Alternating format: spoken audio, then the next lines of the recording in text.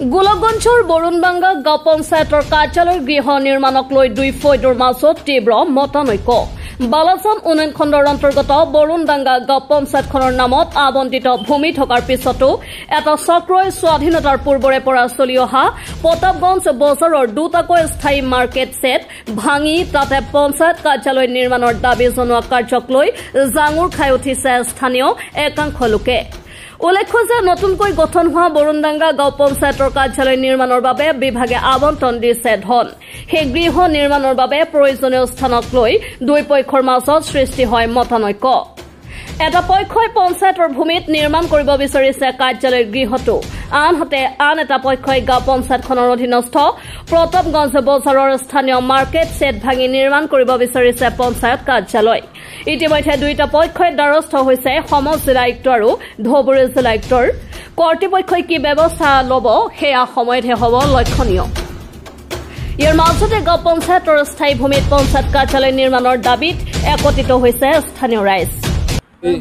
কেইদিনমান ধৰি বৰুণবাঙ্গা পঞ্চায়ত কাৰ্যালয় স্থাপন কৰাৰ কাৰণে যি যোজা কৰি আছে, এটা মানে দুষ্ট চক্ৰই প্ৰতাপগঞ্জ বজাৰ এখন ৰজাঘৰীয়া বজাৰ, এই বজাৰখন ধ্বংস কৰি এই বজাৰখনত দুটা ধানাটি শেড হাউচ আছে, পাণ চুপাৰীৰ এখন বজাৰ আছে।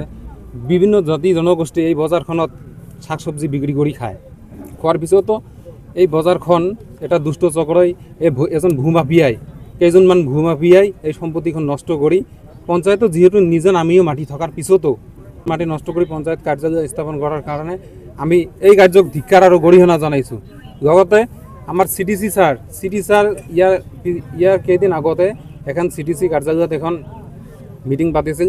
তাতে আমাৰ যিখন নিজ নামীয় মাটি আছিল তাত পঞ্চায়তৰ মেজৰিটি মেম্বাৰে সন্মতি প্ৰদান কৰাৰ পিছতো আমাৰ কাৰ্যালয় স্থাপন কৰাৰ কাৰণে কোনো ধৰণৰ অনুমতি নিদিয়াকৈ আকৌ মানে ষড়যন্ত্ৰ কৰি আছে বজাৰখন নষ্ট কৰাৰ কাৰণে।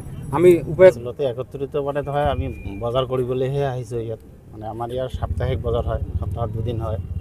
এই বজাৰখন হ'ল ধুবুৰী জিলাৰ অন্তৰ্গত মানে বালাজান ডেভেলপমেণ্ট ব্লকৰ অন্তৰ্গত বৰুণবাঙ্গা গ্ৰাম পঞ্চায়তৰ অন্তৰ্গত এই বজাৰখিনি।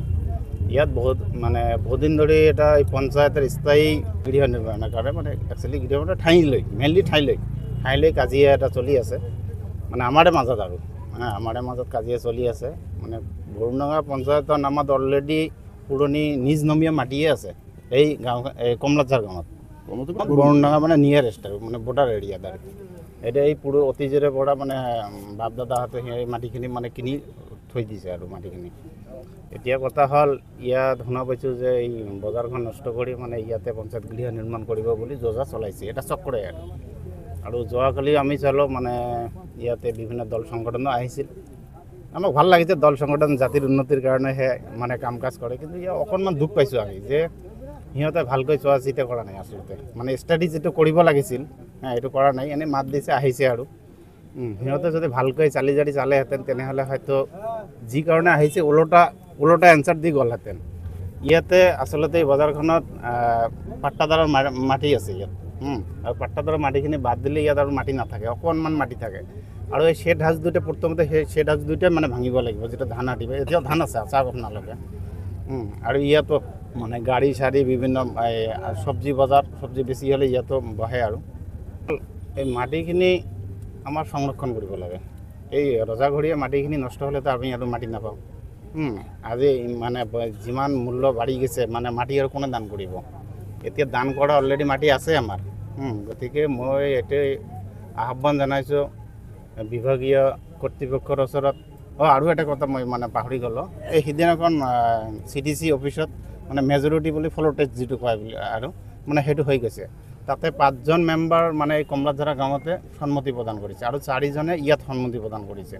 এতিয়া চিটিচি ছাৰে সেইটো পেণ্ডিং কৰি ৰাখিছে। কিহৰ কাৰণে, কিহৰ বলত, কোন ৰাজনৈতিক মানে হেঁচাত পৰি কোন মাফিয়াৰ মানে হেঁচাত পৰি এইটো বন্ধ কৰি ৰাখিছে নাজানো। কালি আকৌ তেখেতে আহি ক'লে যে 50-50 হৈ আছে। আচলতে তেখেত এজন কি বুলি কয় সাংবিধানিক পদত বহি থকা মানুহ, তেখেতে এনেকুৱা কথা ক'ব নালাগিছিল। আমি অতিকৈ দুখ পাইছোঁ। তেখেতে নিজে সভা প্ৰেচাইড কৰিছে, এইটো সভাপতি তেখেত নিজেই আছিলে মিটিংখনত, য'ত নেকি 5জন আৰু 4জন। তেখেতে কেনেকৈ এই কথাটো ক'লে, মানে এইটো আৰু ৰেকৰ্ডিঙো আছে, ভিজুৱেলটোও আছে। এতিয়াতো ঘটনাটো হ'ল তেখেতে এই কথাটো কয় একেবাৰে সাংঘাতিক ভুল কৰিলে। একচুৱেলি তেখেতে ভুল কৰা নাই, তেখেতক ভুল কৰাইছে, ভুল পথেৰে পৰিচালিত কৰি আছে। আৰু ভুল পথেৰে পৰিচালিত কৰিছে মানে ৰাজনৈতিকভাৱেও হেঁচা দি আছে ইয়াত। আমি এইটোৱে বিচাৰিছোঁ যে ভালকৈ চালি জাৰি চাওক, ক'ত দিলে কালে পঞ্চায়তটো ক'ত স্থায়ী মানে স্থাপন কৰিলে কালে যাতে একো অসুবিধা নহয়, ৰাইজৰো যাতে সুবিধা হয় আৰু যাতে আমাৰ সম্পদো নষ্ট নহয়।